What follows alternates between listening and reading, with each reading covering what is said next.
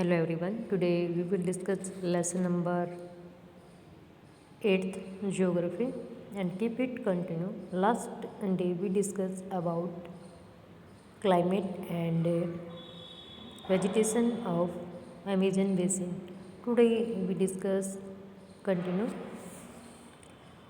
The rainforest provide a lot of wood for the house. यानी जो rain forest हैं, जो वहाँ पर पेड़ पौधे हैं, उनसे हमें लकड़ियाँ मिलती हैं और उनका हम प्रयोग अपने घरों में फ्यूल के लिए फर्नीचर के रूप में करते हैं. Some families live in has houses shaped like V's. There are other large apartment like houses called maloka with a steeply slanting roof. कुछ परिवार जैसे कि जो छत्ता होता है मधुमक्खियों का, उसकी तरह अपनी झुग्गी झोपड़ियाँ बना के रहते हैं. कुछ लोग अपार्टमेंट में रहते हैं, जैसे कि मकान को हम 1 लेयर 2 लेयर में डिवाइड कर लेते हैं, जिसको मलोका कहा जाता है. और उनकी जो छतें हैं वो स्लैंटिंग तिरछी होती है. Life of the people of Amazon basin is slowly changing. तो वहाँ के लोगों को जो जीवन है वो धीरे धीरे करके परिवर्तित हो रहा है. In the older days the heart of the forest, यानी जो जीव जंतु हैं, वन्य जीव हैं, उसमें भी परिवर्तन. Could be reached only by navigating the river. ये सारा कुछ क्यों पॉसिबल हुआ कि इतने ज़्यादा घने जंगल, क्योंकि जो अमेजन बेसिन है उसके आसपास का एरिया, वहाँ पर अब नदी है तो उसमें नेविगेशन मतलब नौका वाहन करना भी आसान. In 1970 the Trans Amazon highways made all part of the rain forest accessible. 1970 में जो ट्रांस अमेजन यानी दूर दराज का एरिया, उसको भी हाईवे के द्वारा जोड़ा गया रेन फॉरेस्ट को, ताकि सभी जगह पर आराम से पहुंचा जा सके. एयरक्राफ्ट की सहायता से या फिर हेलीकॉप्टर्स की सहायता से अलग अलग स्थानों पर लोगों तक पहुंचा जा सकता है.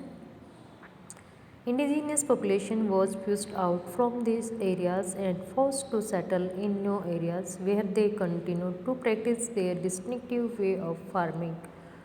जो वहाँ की इंडिजीनियस यानी विशेष प्रकार के फसलों को ग्रो करने वाले जो लोग हैं, उनको उस एरिया से हटाकर दूसरे क्षेत्रों में उनको सेटल किया गया है, स्थापित किया गया, उनकी बस्तियाँ बनाई गई, ताकि ये अपने जो पुराने तरीके हैं, जिस भी तरीके से फार्मिंग करते थे उसको कंटिन्यू करें, उसमें चेंज करें. The development activity are leading to the deadly destruction of the biological diverse rainforest. जो विकास हो रहा है, अब टेक्नोलॉजी का हम प्रयोग कर रहे हैं, जैसे कि पेड़ पौधों को काटना, फर्नीचर घर पे हम कितना यूज़ करते हैं लकड़ी से, तो इसके लिए हमें पेड़ पौधों को काटना पड़ता है.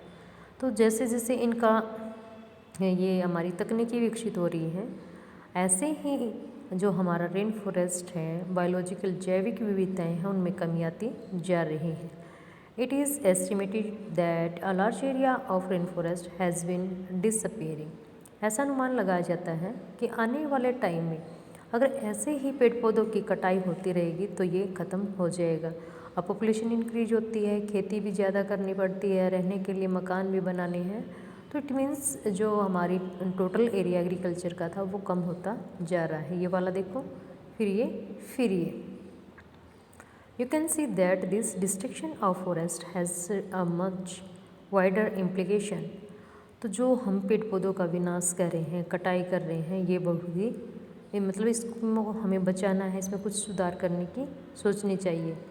The top soil is washed. अब जो ये पेड़ पौधों को हम काट देते हैं तो जो टॉप सोयल होती है, ऊपर वाली जो मिट्टी होती है, बहा जाती है जब बारिश आती है.